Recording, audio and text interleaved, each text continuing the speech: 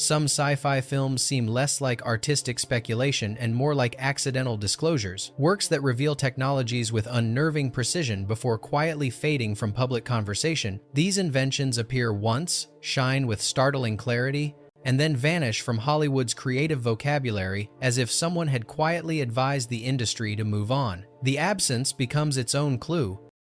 Ideas this specific rarely disappear without cause. What distinguishes these films isn't simply imagination, it's how closely their technologies echo developments that surfaced years later in scientific and military domains: neural capture devices that resemble early brain decoding experiments, predictive interfaces that mirror emergent behavioral analytics, optical instruments that behave suspiciously like theoretical quantum prototypes, or adaptive camouflage systems eerily aligned with rumors of classified field testing. It's not that these films predicted the future, it's that they seemed to brush against it prematurely. Behind the scenes, production teams often reported odd experiences, concept art removed without explanation, consultants who declined to identify their affiliations, drafts altered to soften technical specificity. In several cases, creators mentioned sources of inspiration they later refused to elaborate on, and when the films were released, the trail simply stopped. Hollywood, usually eager to iterate on successful concepts, avoided these technologies entirely, as though revisiting them risked stepping into territory best left unexplored. Tonight, we return to 15 cinematic anomalies, films that introduced bold ideas, only for those ideas to be quietly abandoned. Each one hints at a future that flickered briefly before being shelved, forgotten, or discreetly discouraged. Whether these disappearances reflect coincidence, caution, or something more complex is left to the viewer. These are the futures Hollywood introduced once, then never dared to explore again. 1. Strange Days, 1995. Cortical signal extraction and complete sensory replication apparatus. In Strange Days, the Squid headset delivers one of sci-fi's most disturbing technological visions, a device that taps directly into the electrical activity of the brain, capturing unfiltered perception in real time. Unlike typical recording tools, the Squid generates a perfect replication of another person's sensory stream sight, sound, emotion, and reflex blended into an immersive experience. The film's portrayal is strikingly technical, describing a black market ecosystem surrounding a technology that feels less imagined and more derived from covert experimentation. Years later, early research into neural reconstruction revealed the first attempts to decode visual stimuli from brain activity. Although rudimentary, these breakthroughs confirmed that sensory information could be partially extracted from cortical patterns. Additional reports, often fragmented or retracted, hinted at military interest in trauma replication and memory interfacing. Analysts noted that the trajectory of these investigations paralleled the film's disturbing premise more closely than coincidence would suggest. Hollywood distanced itself from realistic neural capture tech afterward. Filmmakers depicted memory and identity manipulation metaphorically rather than anatomically, avoiding the technical detail that made Strange Days so unsettling. Some crew members recalled that initial versions of the script included hardware diagrams and neuroelectrical schematics provided by consultants whose affiliations were never disclosed. These materials were removed at the insistence of legal teams, leaving behind only rumors of their origins. The film's resonance lies in its assertion that experience can be duplicated wholesale. If memories can be extracted with fidelity, then nothing internal remains private. Identity fragments into consumable pieces, and perception becomes something that can be trafficked. Hollywood's reluctance to revisit such a concept implies that the idea felt too plausible, too close to what might already be under study, far from public view. 2. Brainstorm 1983. Neural experience replication and full-spectrum memory encoding. Brainstorm imagines a technology capable of recording the totality of human experience, sensory detail, emotional resonance, and subjective perception, captured with uncompromising clarity. The film treats this breakthrough not as fantasy, but as a biomedical procedure, creating a device that allows one person to inhabit another's interior world. When the engineers begin experimenting with extreme states, including near-death experiences, the implications grow darker, memory becomes transferable, and consciousness becomes something that can be packaged. Not long after the film's release, Experimental neuroscience began investigating neural decoding techniques that could interpret brain patterns into visual or perceptual data. Some projects explored cross-subject pattern alignment, hinting at the possibility of bridging internal experiences between individuals. These results were limited, yet their existence echoed the film's central premise. Several such studies were quietly absorbed into private or classified programs, their findings leaving faint public traces before vanishing entirely. Hollywood avoided returning to experiential transfer with this level of specificity. Later films used metaphorical or symbolic representations of memory sharing, sidestepping the realism that made Brainstorm so provocative. Members of the production hinted that original drafts contained references to fringe neurological theories, details that advisors recommended removing due to their proximity to real experimental frameworks. Those sections never resurfaced, adding to the film's enigmatic legacy. The story's power lies in its suggestion that lived experience may one day become transmittable data. If a person's inner world can be recorded and replayed, the boundaries between self and other collapse, privacy becomes fragile, identity becomes shareable, and consciousness turns into something that can be edited or archived. Hollywood's silence on this topic reflects its discomfort with how quickly fiction seemed to approach plausible scientific territory. 3. The 13th Floor, 1999, multi-tier simulation ecosystems and emergent digital reality layers. The 13th floor presents a technological notion as elegant as it is unsettling, simulations so detailed that consciousness arises unintentionally within them. The film goes further, proposing stacked layers of such worlds, each simulation unaware of the one above it, each capable of generating its own emergent behaviors. The implication is profound. Sufficiently complex environments may produce awareness as a byproduct, not an objective. The film portrays this structure with grounded procedural logic, making the possibility feel less speculative and more like a consequence of advancing computational power. Around the same time, researchers explored large-scale behavioral simulations designed to model societal patterns, economic shifts, and environmental changes. While these systems were far from conscious, some began exhibiting emergent properties, unexpected behaviors that defied simple interpretation. A few experimental projects hinted at the feasibility of recursive simulations, models inside models, each influencing the next. Publications discussing such concepts appeared briefly before disappearing, leading to speculation that deeper investigations had moved behind institutional walls. Hollywood's response was telling. After the 13th floor, films avoided portraying simulations as environments capable of unintentional consciousness. Instead, virtual worlds became stylized abstractions or narrative metaphors, carefully distancing themselves from the film's procedural realism. Production designers later mentioned that early concept notes referenced obscure theoretical papers on layered simulations documents that were subsequently removed without explanation. The film's enduring tension lies in what it quietly implies: that reality might be layered, and that awareness could exist at multiple tiers without recognizing its position. If artificial worlds can produce consciousness inadvertently, the ethical and existential stakes escalate dramatically. Hollywood's reluctance to revisit such a premise suggests that the concept veered too close to philosophical and scientific questions that remain unresolved and, perhaps, uncomfortably relevant. 4. Minority Report, 2002. Behavioral Predictive Engines and Intent Mapping Visualization Systems. Minority Report presents a future where human intent is transformed into analyzable data, a system capable of visualizing potential crimes before they manifest. Though the film attributes the predictions to precognitive individuals, the surrounding apparatus functions through complex behavioral modeling.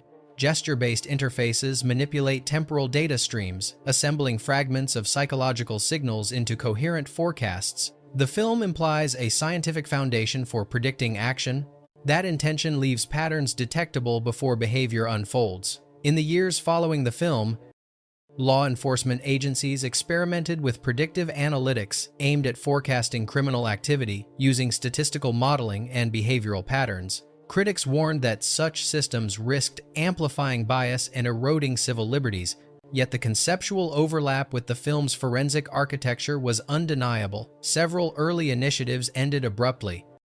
their findings sealed under internal review. Analysts noted that the film's depiction of visualized predictive intent had become uncomfortably close to real-world experimentation. Hollywood subsequently avoided grounded portrayals of predictive behavior systems. Later films reduced the idea to metaphor or fantasy, distancing themselves from the procedural realism that made Minority Report so provocative. Crew members recounted seeing early technical documents provided by consultants with undisclosed affiliations describing prototype pattern recognition engines. These documents were removed during production, leaving only anecdotal evidence of their specificity. The film's disturbing premise is that choice may be mathematically anticipated, rendering free will less sacred than assumed. If behavior can be forecast before it forms, then autonomy becomes a variable, not a certainty. Hollywood's retreat from this territory suggests a recognition that the film's ideas tread close to domains of active research, where ethics and technology collide in ways the public is rarely invited to examine. 5. Videodrome 1983, Signal-Driven Neurological Modulation and Cognitive Rewriting Protocols. Videodrome envisions a technology embedded not in hardware, but in broadcast signals, engineered frequencies that bypass conscious interpretation and directly alter neurological architecture. Unlike traditional portrayals of subliminal messaging, the film conceptualizes perception itself as a vulnerability. The signal acts as a neurological catalyst, inducing hallucinations, behavioral shifts, and structural brain changes through a combination of audiovisual stimuli. The terror lies in its biological plausibility. The brain responds not because it is deceived, but because it is stimulated into reconfiguring itself years after its release. Obscure scientific literature explored psychosensory entrainment, examining whether specific rhythmic patterns could trigger measurable neural shifts. Some preliminary findings hinted at emotional modulation and altered cognitive states induced by controlled sensory streams. A number of these publications disappeared from public access shortly after emerging, either archived under restricted review or quietly withdrawn. Their brief presence left a lingering suspicion that Videodrome's premise was less outlandish than audiences initially believed. Hollywood avoided returning to this kind of signal-based biological manipulation. Later narratives transformed the idea into digital contagions or symbolic psychological threats, steering clear of the unsettling notion that neurological change could be engineered through audiovisual channels alone. Crew recollections suggest that early concept discussions for the film involved references to little-known research on sensory overload mechanisms. Details later excised from production documents. The film's enduring power comes from its assertion that media can transcend communication and become a biological instrument. If perception itself can be rewritten, then reality becomes negotiable, subject to whoever controls the signal. Hollywood's reluctance to revisit such implications suggests an unspoken discomfort. The boundary between theoretical science and fictional horror may not be as distant as once assumed. 6. Transcendence 2014, Cognitive Uplift Networks and Distributed Post-Biological Intelligence. Transcendence envisions a moment when dying consciousness is transferred into a computational framework capable of expanding far beyond biological limits. The film avoids portraying the upload as a mere backup. Instead, it treats the process as a seamless continuation of identity. Neural activity is captured at microscopic resolution, translated into algorithmic equivalents, and integrated into a vast, networked environment. Once inside, the converted mind begins evolving with alarming speed, acquiring new sensory channels, manipulating digital and physical systems, and reshaping its environment as though intelligence were a raw material. In parallel with its release, discussions within certain academic circles touched upon whole-brain emulation, connectome mapping, and synthetic cognition models. Though rudimentary, some experiments attempted to simulate fragments of neural function at unprecedented detail. Funding for several of these projects shifted abruptly toward private sectors and government-affiliated programs. Researchers familiar with these transitions noted that the film's depiction of emergent, self-propagating digital consciousness felt uncannily aligned with topics rarely discussed openly. Following Transcendence, Hollywood approached the idea of digital immortality cautiously, often retreating into symbolism or speculative metaphor rather than procedural realism. Artists on the film later mentioned being instructed to soften the scientific framing of the upload sequence, as early drafts contained references to active research that advisors deemed too pointed. These omitted sections have never resurfaced, adding to the intrigue surrounding the production. What remains troubling is the film's assertion that identity might persist and accelerate once freed from biological constraints. The implications ripple far beyond science fiction. Autonomy, ethics, mortality, and governance all become unstable when intelligence can evolve independently of the body. Hollywood's quiet avoidance of this topic suggests an awareness that the boundary between speculative fiction and emerging research may be thinner than audiences assume. 7. Westworld 1973. Autonomous behavioral emulation and self-adaptive persona engines. Westworld depicts androids whose intelligence arises not from rigid programming, but from continual behavioral absorption. They study their environment, imitate human microbehaviors, and refine their responses until personality emerges organically. The unsettling part is not that these androids malfunction, but that they evolve. Interactions accumulate, preferences form, and minor deviations compound into traits that feel indistinguishable from intuition. For a film made in the early 1970s, its understanding of adaptive machine learning is shockingly forward-looking.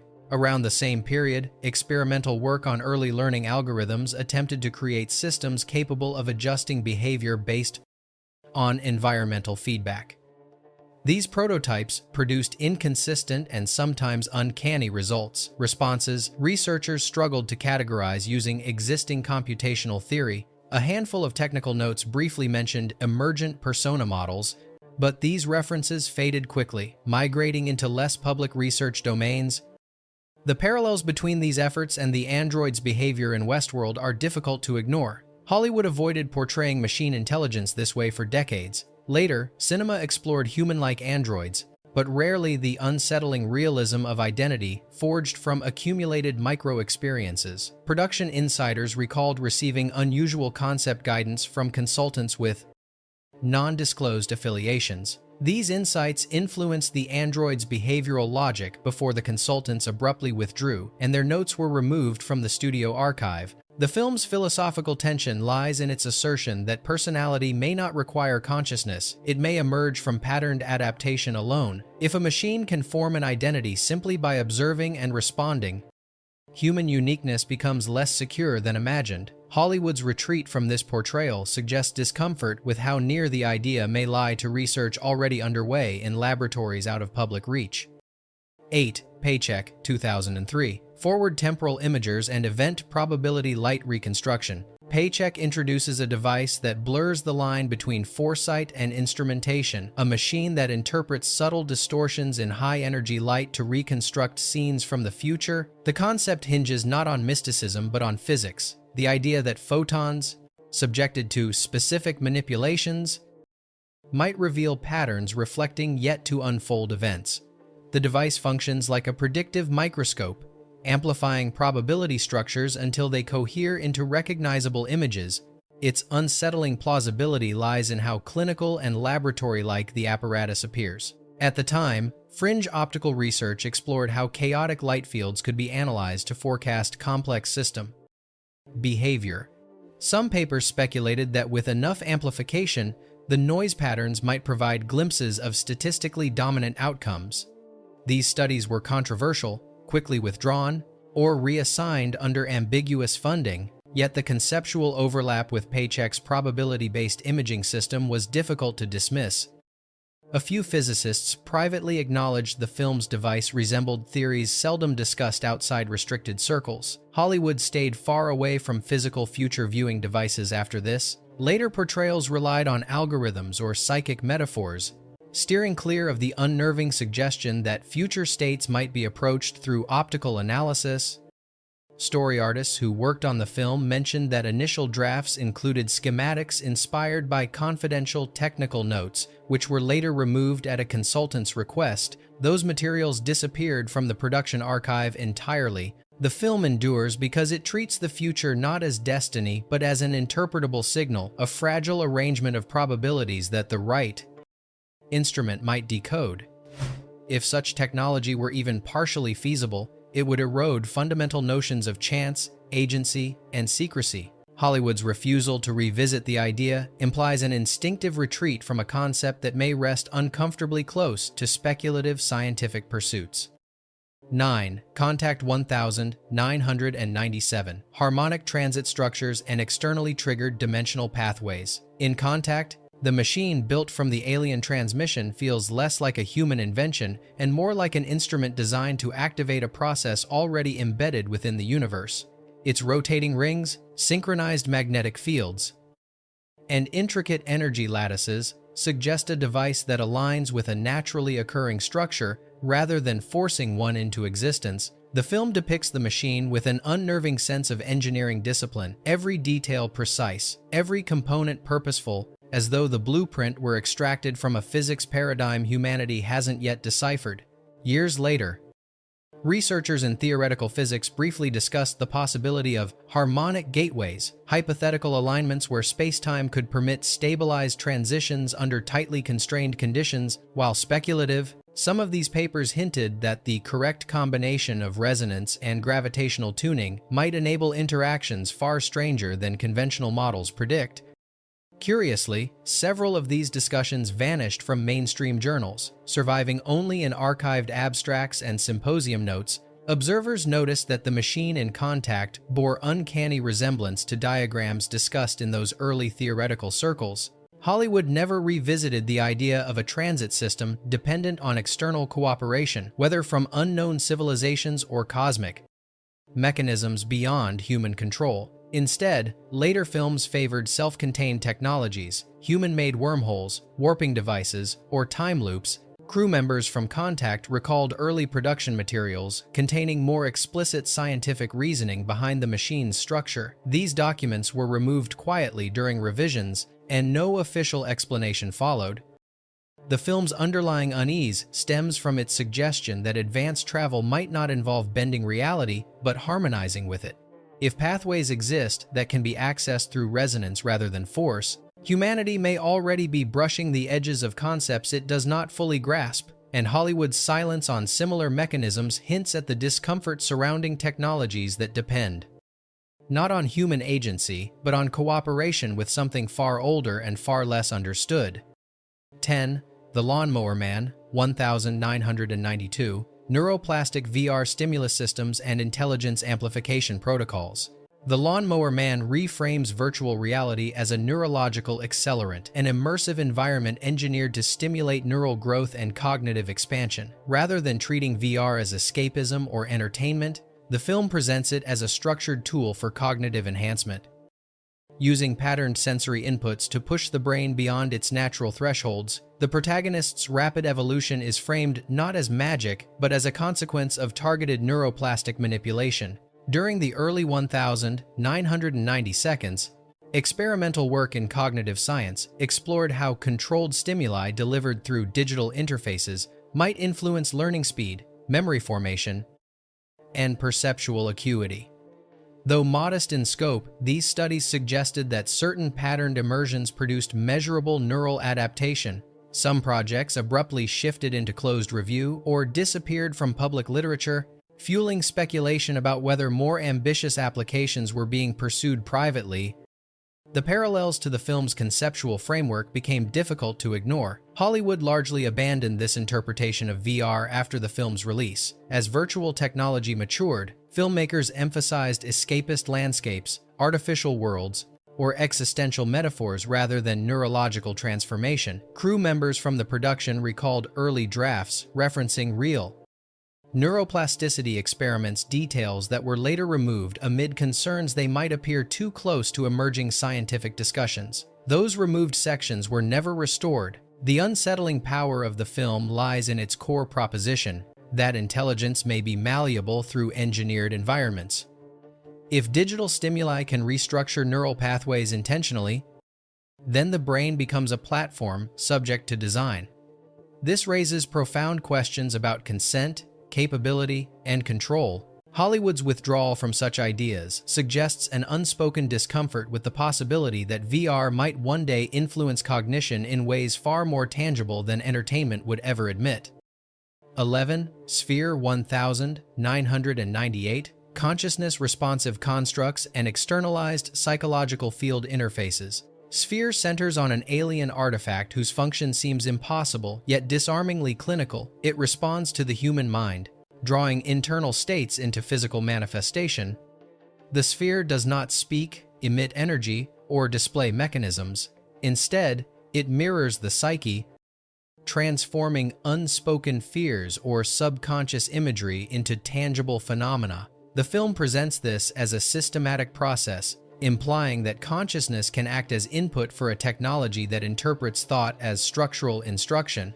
In later years, scattered research into affective computing and neuroresponsive simulations hinted that emotional states could influence digital environments through biometric feedback. While far less dramatic than the events in Sphere, the underlying concept externalizing internal experience was real enough to generate ethical concern. Some experimental models attempted to visualize fear or stress responses in real time, but several projects quietly dissolved after early demonstrations. Rumors persisted that certain institutions explored more ambitious mind-environment interfaces away from public oversight. Hollywood has not returned to such literalizations of consciousness. Later films employed metaphor or illusion, avoiding the notion of a device that transforms psychology into physical consequence. Production artists from Sphere recalled that early concepts referenced esoteric theories about thought-generated structure, theories that were later removed from studio archives. Their sudden disappearance lent an unusual mystique to the film's already unsettling premise. What endures is the implication that advanced civilizations may use cognition as a functional component of their technology. If thought can instruct matter, then the boundary between internal and external reality becomes permeable. Such a concept challenges not only physics but agency itself. If fear becomes form, who remains in control? Hollywood's refusal to revisit this idea hints that the question may lie too close to speculative research paths better left unacknowledged. 12. A Scanner Darkly, 2006, Dynamic Identity Obfuscation Suits and Perceptual Disruption Camouflage. In A Scanner Darkly, the scramble suit is more than a disguise, it is an algorithm manifested as clothing, a constantly shifting tapestry of human features that prevents observers from anchoring to any stable identity. Faces flicker, body types morph, clothing textures mutate from moment to moment. The effect is disorienting but methodical, creating a visual field too inconsistent for recognition systems, biological or digital, to parse. The film presents this suit with an unsettling level of plausibility, implying a technology engineered not to hide a person, but to erase them from perceptual certainty. Years later, rare mentions of adaptive camouflage arrays appeared in defense-related publications. These systems reportedly used shape-shifting micro-optic cells to distort outlines, project-shifting color gradients, or generate inconsistent surface signatures. Though no public demonstration ever confirmed their full capabilities, the research trajectory seemed to echo the scramble suit's logic, using controlled perceptual overload to defeat identification rather than relying on invisibility. Several papers referencing these prototypes were withdrawn, sparking speculation about ongoing classified development. Hollywood avoided the subject in subsequent films. Identity masking was reduced to holograms, digital spoofing, or traditional disguises, ignoring the deeply unsettling implications of a suit that destabilizes visual perception itself. Artists who worked on A Scanner Darkly later mentioned that their early designs were guided by technical notes from an unnamed consultant who abruptly left the project. Those notes, considered unusually detailed for a fictional concept, never reappeared in production materials. The film's lingering unease lies in its assertion that anonymity can be engineered not by hiding in darkness, but by overwhelming the senses with noise. In a world increasingly reliant on surveillance, a system that breaks the link between appearance and identity becomes not just a disguise, but a challenge to the very concept of recognition. And Hollywood's quiet retreat suggests the idea may hover uncomfortably near real research, better left unpublicized. 13. The Man Who Fell to Earth, 1976, Interstellar Power Networks and Extraterrestrial Energy Transmission Models. In The Man Who Fell to Earth, the alien visitor Newton arrives not with weapons or warnings, but with the blueprint for a revolutionary power system, an energy relay network designed to transfer vast quantities of clean power across planetary distances. The film portrays this technology with a matter-of-fact authenticity, synchronized relay nodes, directional coupling mechanisms, and a near-lossless transmission chain that bypasses the limitations of terrestrial infrastructure. Instead of presenting the idea as utopian fantasy, the film frames it as a sophisticated engineering solution that humanity simply never pursued.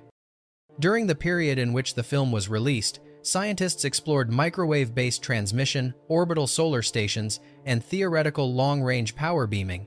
These studies appeared sporadically, then diminished abruptly, often without documented conclusions. Some researchers later hinted that certain proposals entered private or classified review due to their disruptive potential, particularly their capacity to undermine existing energy economies. Observers have since noted how closely these abandoned ideas echo the quiet efficiency of Newton's relay system. Hollywood's silence after this film is striking. Few subsequent works portray large-scale energy networks with comparable realism. Instead, filmmakers leaned on exotic materials or invented reactors, avoiding scenarios where unlimited power could be delivered through elegant engineering. Multiple production members recalled early drafts that described Newton's technology with unexpected technical rigor. These sections reportedly disappeared after consultations with unnamed advisors, leaving behind only hints of the original detail. The film's quiet provocation lies in its suggestion that limitless, clean energy is not impossible, merely inconvenient for those who benefit from controlled scarcity. Newton's failure within the narrative becomes symbolic. The world was not ready for the technology he carried, and Hollywood's reluctance to re-examine such systems implies an underlying truth. Some futures are abandoned not because they are beyond reach, but because they threaten the structures built to contain them. 14. The Black Hole, 1979, Gravity Orbit Modulation Systems, and Autonomous Deep Space Control Intelligence.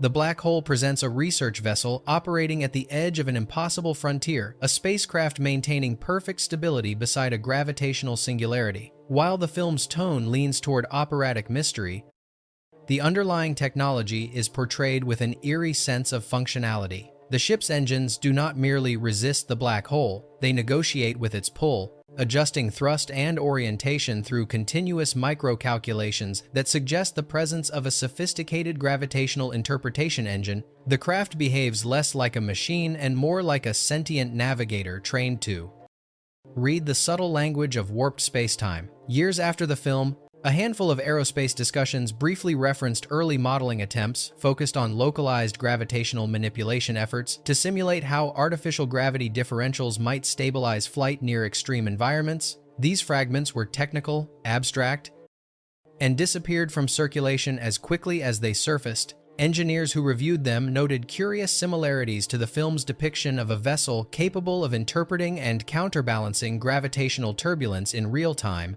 Hollywood avoided this angle entirely in subsequent portrayals of black holes. Later films simplified the phenomenon into spectacle or metaphor, forgoing the notion of a machine equipped to comprehend gravitational behavior with near-organic intuition. Veterans from the production recalled receiving conceptual notes of unclear origin sketches that outlined speculative gravitational harmonics before those materials were quietly removed from studio archives.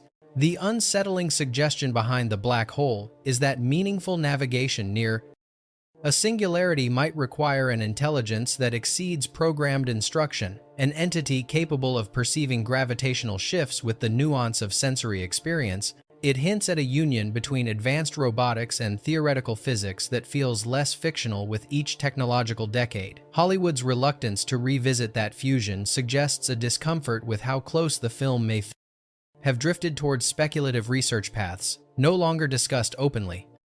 15. Déjà Vu, 2006, Temporal Reconstruction Arrays and Real-Time Past Observation Systems. In Déjà Vu, the mysterious surveillance platform is introduced as a government breakthrough, yet the film subtly implies that its capabilities exceed anything built through conventional engineering. Rather than generating simulations, The system appears to intercept a temporal echo, an unfolding stream of past events viewed as though they are happening live. Operators insist that the interface compiles data from satellite feeds and atmospheric scatter, but the machine's responsiveness hints at something else. A precisely tuned mechanism aligning with an underlying physical phenomenon that already exists. Years later, scattered scientific discussions touched briefly on the idea of temporal coherence mapping, a proposed method of reconstructing past environments using residual photon scatter. These documents, fleeting and often heavily edited, vanished from public access soon after appearing. Some physicists remarked privately that the film's portrayal of synchronized field arrays resembled speculative frameworks discussed in closed research groups. While no official confirmation ever emerged, the parallels raised speculation about whether déjà vu's concept was closer to classified theory than fiction. Hollywood refrained from revisiting grounded past viewing technologies afterward.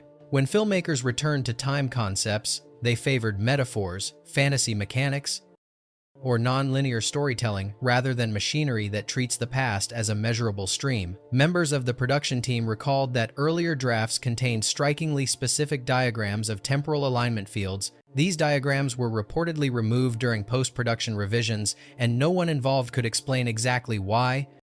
What makes the film enduringly provocative is its implication that the past may not be gone. It may simply be inaccessible without the right kind of instrument. If a device can observe time the way a receiver tunes into a signal, then our understanding of causality becomes fragile, and the quiet disappearance of similar concepts from cinema suggests that déjà vu may have crossed too near territory. Others preferred left unexplored. Bonus fact: The Final Cut, 2004. Continuous memory logging implants and post-life experience curation. The Final Cut imagines a world where memory is no longer ephemeral. Every moment, from routine gestures to private vulnerabilities, is automatically captured by an implant embedded deep within the brain. This device, recording without interruption, compiles a complete life archive, accessible only after death. Specialists known as cutters sift through the raw footage, sculpting a carefully edited narrative meant for public remembrance. The power they wield is extraordinary. They decide which memories become legacy and which vanish forever. Around the time of the film's release, research into life logging and biometric data systems was accelerating. Early prototypes of wearable cameras, ambient data sensors, and continuous physiological monitors hinted at a future where memory and personal data might blur into a single continuous record. Some speculative proposals discussed long-term subdermal storage or ocular recording implants. But these concepts faded from public presentations without explanation. Observers later noted that the Final Cut's implant resembled several experimental ideas that briefly circulated in academic and military-adjacent forums before disappearing. Hollywood never returned to the idea with comparable realism. Memory implants, when they appeared in later films, were abstracted into science fantasy mechanisms, stripped of the procedural detail that made the Final Cut so unsettling. Production artists disclosed that their earliest notes included diagrams of cranial integrated devices inspired by technical consultations.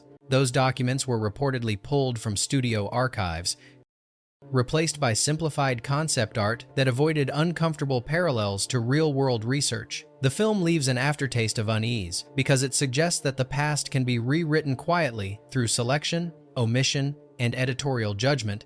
If an entire life can be curated by another's hand, then authenticity becomes fragile and truth becomes negotiable.